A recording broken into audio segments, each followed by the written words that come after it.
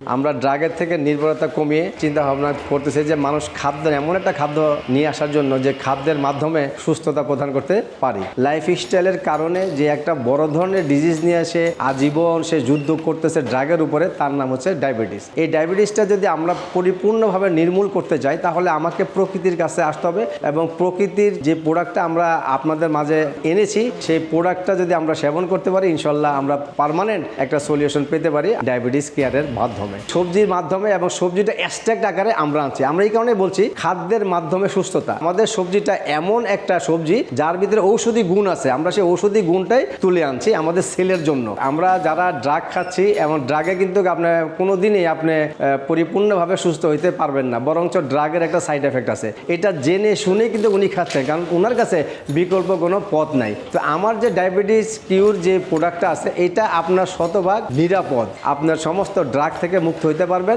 এবং শতভাগ আমি নিশ্চিত বলবো 120 ডেজ চ্যালেঞ্জ, আমার এই 120 দিনের চ্যালেঞ্জ যদি কেউ আমার গ্রহণ করে ওনার যত বড় ডায়াবেটিস হোক ইনশাল্লাহ ওখান থেকে ওভারকাম করে আসতে পারবে। বেসিক্যালি আমাদের এই প্রোডাক্টের ফর্মুলেশনটা আসে মালয়েশিয়া থেকে এবং এটা পরীক্ষিত সায়েন্স। এরপরে আমরা বাংলাদেশে আসে আমরা সায়েন্স ল্যাব থেকে এটাকে টেস্ট করে আনছি। আমাদের এখানে বিন্দুমাত্র আমরা কেমিক্যাল ইউজ করি না, কোনো প্রিজারভেটিভ দেই না। আপনি যখন পান করবেন তখনই বুঝবেন যে এটা শতভাগ অর্গানিক। বাংলাদেশের আমার জানা মতে এখন 86% মানুষের ফ্যাটি লিভার। আমার এই ডায়াবেটিস কেয়ারটার পাশাপাশি যদি উনি জ্ঞান ব্ল্যাক কফি স্পেশাল আমরা বানাচ্ছি শুধু ফ্যাটি লিভারদের জন্য।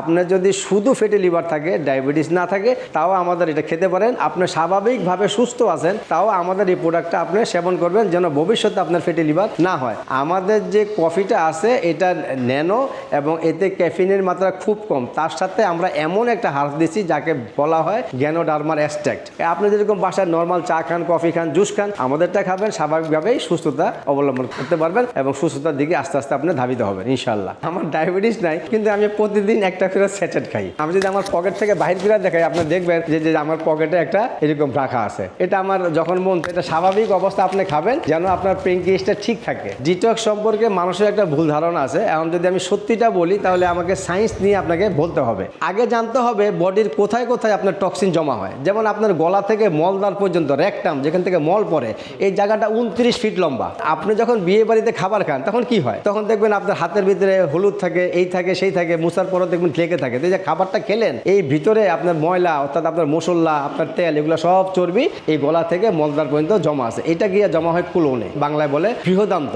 All toxin reserve in colon. তাহলে সবার আগে আমাদেরকে কুলোনটাকে পরিষ্কার করতে হবে।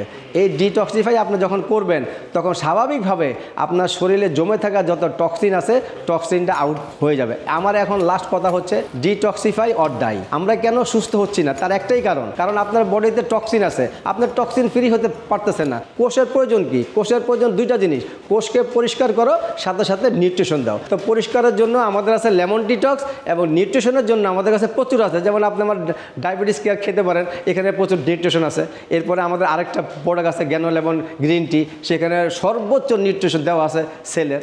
দুইটাই অপশনে আমাদের কাছে আছে। ডিটক্সিফিকেশনও করতে হবে, পাশাপাশি কোষকে নিউট্রিশন দিতে হবে, তাহলে আমরা স্বাভাবিকভাবে সুস্থ থাকতে পারবো। আমাদের দেহ কোষ কিন্তু আস্তে আস্তে পুরানো হচ্ছে আর কি। কোষ তার জীবনী শক্তিকে হারিয়ে ফেলতেছে। ডিউ টু রিজন খাদ্যে বিষ, ডিউ টু রিজন পানিতে বিষ, সে তো তার ক্ষমতা হারিয়ে ফেলবে, তার শক্তি সে পাবে না। এই যে ভাইটাল ফোর্সকে জীবিত করার জন্য, উজ্জীবিত করার জন্য আপনার প্রয়োজন স্টিম সেল। আলহামদুলিল্লাহ বলতে পারি একমাত্র বাংলাদেশে আমরাই একমাত্র সুইজারল্যান্ডের মাইবেলা কোম্পানি থেকে এগ্রিমেন্ট করে স্টিম সেল নিয়ে আসছি। এটা অল ডকুমেন্টস আমার কাছে আছে। তো এটা আমাদের লাভেন বায়োসায়েন্সে, লাভেন মাঠে আপনারা এটা অবশ্যই পাবেন। বাংলাদেশের মানুষদের দিকে আপনি একটু তাকান, দেখবেন কি এরা অল্প বয়সে বুড়ি হয়ে যাচ্ছে, অল্প বয়সে বুড়া হয়ে যাচ্ছে। তার কারণটা হচ্ছে আমরা বাঙালিরা জানি না কোলাজেন কি জিনিস। প্রাকৃতিক কোলাজেন দিয়ে এটা বানানো আছে এবং আপনি যদি এটা সেবন করেন আপনি আপনার বয়সকে মিনিমাম 10 বছর পিছিয়ে আনতে পারবেন। আমাদের কফিতে কোনো অবস্থাতে গ্যাস ফর্ম হবে না, কারণ আমরা কফিটাকে এটা মানব দেহের কোষের উপযোগী করে